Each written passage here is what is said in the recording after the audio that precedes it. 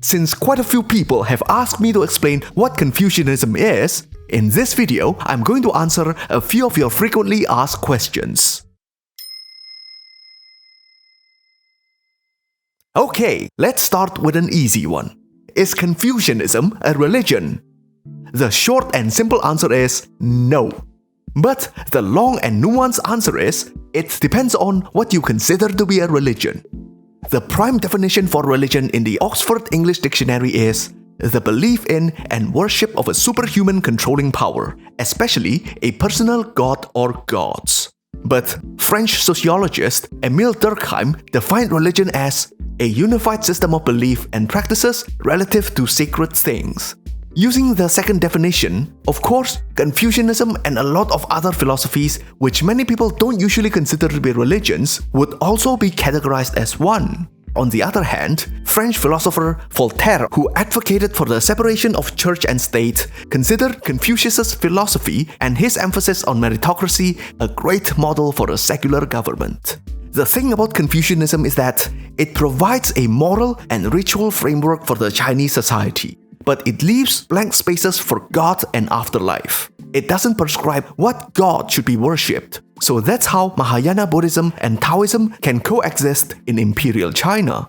In fact, Ming Dynasty Christian convert Xu Guangqi even said that Christianity banishes Buddhism but complements Confucianism. The problem for the Christians, however, is that the Confucian rituals of paying respect to one's parents seem to resemble idolatry too closely for the Catholic Church, and it kept flip-flopping whether they should ban it or not. This dispute was called the Chinese Rites Controversy. But since 1939, the Vatican had stuck with the decision to let Chinese Catholics pay respect to their ancestors. I will talk more about how Confucianism, Buddhism, and Taoism could coexist in the next episode. As a side note, on other parts of the world, there is a recent movement in the 20th century that wanted to turn Confucianism into an actual religion. It is a relatively small movement that's mainly located in United States and Indonesia. So what is Confucianism really? Well, Confucianism is an English language term that had only existed since 1862, used to describe the Chinese philosophical and scholarly traditions that had spanned for over 2.5 millennia. This term comes from the Latinization of Confucius' name in the West. Confucius is the most influential scholar and teacher that had greatly shaped this tradition. In China, however, this tradition is called Ru. It is not named after Confucius. And in Japanese, it is named Ju. And in Korean, Yu. And Vietnamese, Nyo. The character Ru means scholar, and it had been used since before Confucius's time. And scholars who are part of this tradition are called Rujia. Sinologists argued that the term Confucian is likely to have been invented in the West because of the misunderstanding of the Jesuits' translation of Confucian texts, which are not the most perfect translations themselves. That is why nowadays sinologists are pushing to change the name back to Ruism to better reflect the tradition. For this video, I will use the term Ruism from now on. It is true that Confucius is the most important sage of Ruism. Ruism is a living tradition that existed before his time and evolved constantly past his death. Confucius did not receive any revelation or words from gods. He just promoted the ethics of the legendary rulers of the first 3 Chinese dynasties and those before it, especially Hieu and Sun, who gave their throne to the most meritorious man instead of their own sons. I covered this in a previous episode, so check it out if you want more details. And he also promoted the virtues of the nobles of the Zhou dynasty, mainly the Duke of Zhou. The Duke of Zhou was well known for his integrity. He was the brother of the founder of the Zhou dynasty, King Wu.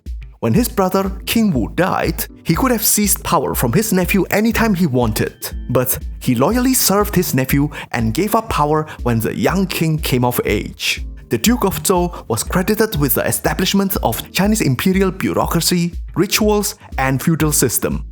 The 3 fundamental bonds and 5 constant virtues are brought up to represent the core Ruist principles. The 3 bonds are relationship between father and sons, lord and retainer, and husband and wife. The 5 virtues are benevolence, righteousness, propriety, wisdom, and trustworthiness.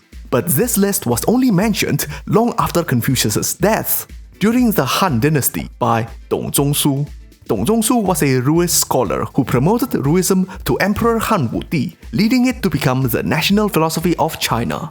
As for the canons of Confucianism, the 4 books and 5 classics have actually evolved through time. Before it became the 5 classics, there were 6 classics. It was traditionally believed that they were edited and compiled by Confucius himself, but they were mostly texts that had existed before him, though some sections were his later additions. The Classic of Poetry is a collection of poems from early Zhou Dynasty. The Book of Documents is a collection of speeches by the legendary emperors Yao, Sun, Yu the Great, and other rulers of Xia, Sang, Zhou dynasties. The Book of Rites is an instruction on how to perform the rites of Zhou dynasty. I Ching, the Book of Divination, was attributed to King Wen of Zhou, the father of the founder of Zhou dynasty. The Spring and Autumn Annals is a history of the state of Lu, which is traditionally believed to have been written by Confucius himself. And the Book of Music had been lost since Qin Shi Huang did a mass book burning after he unified warring states China. The 4 books was then added by Zhu Xi, a Ruist scholar who lived during the Song dynasty, and after his death, it became the basic test subjects for imperial examinations. The 4 books place stronger emphasis on Confucius' own writing and thoughts. Understandable, since he was the most important Ruist philosopher after all. There were major intellectual movements to redefine the methods to attain moral clarity. Zhu Xi from Song dynasty advocated for the investigation of things or various elements of an issue in almost a quasi-scientific way. But Wang Yangming from Ming dynasty developed the idea of innate knowing, arguing that the ultimate truth already existed in our minds. All we had to do is to unclutter it from desires so that it can be seen. These various different schools of Ruism existed side by side, and they gained popularity and waned in different periods. Even today, there are new Ruists trying to redefine Ruism into something that works for today's society. Okay, now that we know that Ruism is a living tradition redefined by the literati through time, how did it actually spread into the masses? There were no Ruist missionaries and church after all. In Imperial China, it was really the imperial examination system that did that. To advance in life, many hopeful students studied the Confucian classics in the hope of passing the examination and getting employed as government officials. Then, the knowledge just spread by osmosis, through schooling and also literature and folk stories with Ruist themes. Eventually, it just became part of the mainstream Chinese culture. It became similar to something like cultural Jew, Muslim, or Christian. Lots of Chinese people practice Ruist rituals just because it was part of their tradition. Most Chinese people won't even know which passage or which books the practice came from. But then again, it is also a chicken and egg problem. Since Ruism is derived out of ancient Chinese tradition, it is hard to tell which one came first. Recently, there is a bit of a revival in Ruist education since the 1980s.